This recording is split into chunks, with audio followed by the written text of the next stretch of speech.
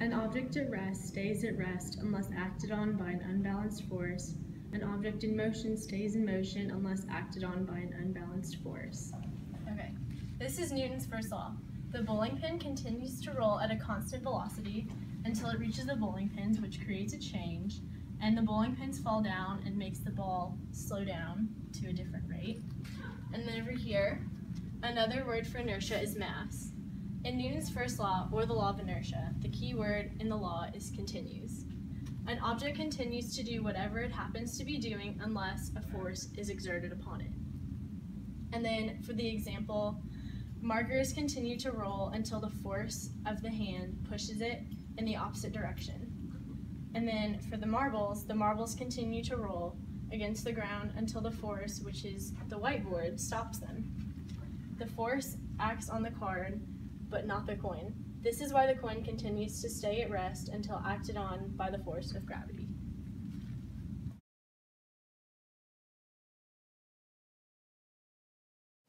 The acceleration produced by a net force on an object is directly proportional to the magnitude of the net force acting on the object, is in the direction of the net force, and is inversely proportional to the mass of the object. Newton's second law. Okay, so in this example, we have a man on a bike, and he is accelerating on this bike. How? How, you ask? He's accelerating because friction is the resistive force that opposes motion, and force causes acceleration. So here, he is at a net force of 0 in his starting position. That means he's not moving when his net force is 0. Then he accelerates to a net force of 32. He accelerates, and his weight is 50 kilograms. Then he accelerates to, his acceleration is 1.6 meters per second because of the formula, which is net force divided by mass equals acceleration. So, over here, we have Newton's second law. This is an explanation of everything that I just said. So, force causes acceleration. Acceleration depends on net force. Friction is the resistive force that opposes motion. And the formula for acceleration is net force divided by mass. If a net force equals 0, then there is no acceleration.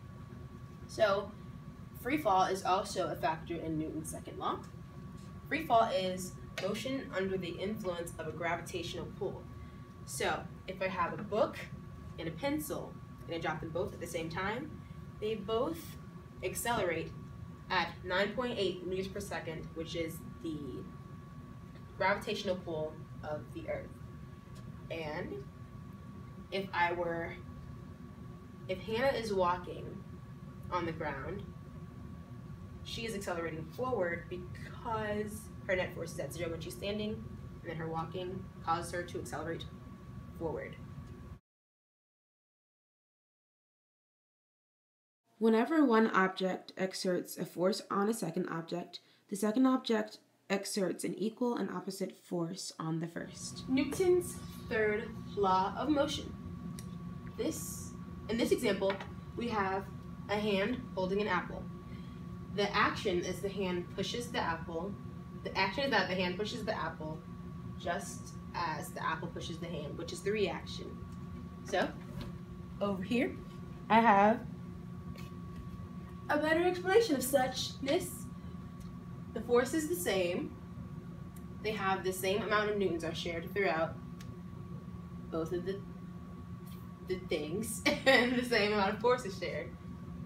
Same. So when we see Oreo and Hannah playing tug of war with their rope toy, Oreo is pulling Hannah just as Hannah is pulling Oreo.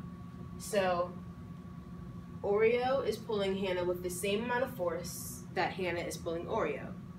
The action is Hannah pulling Oreo, the reaction is Oreo pulling Hannah. Action and reaction.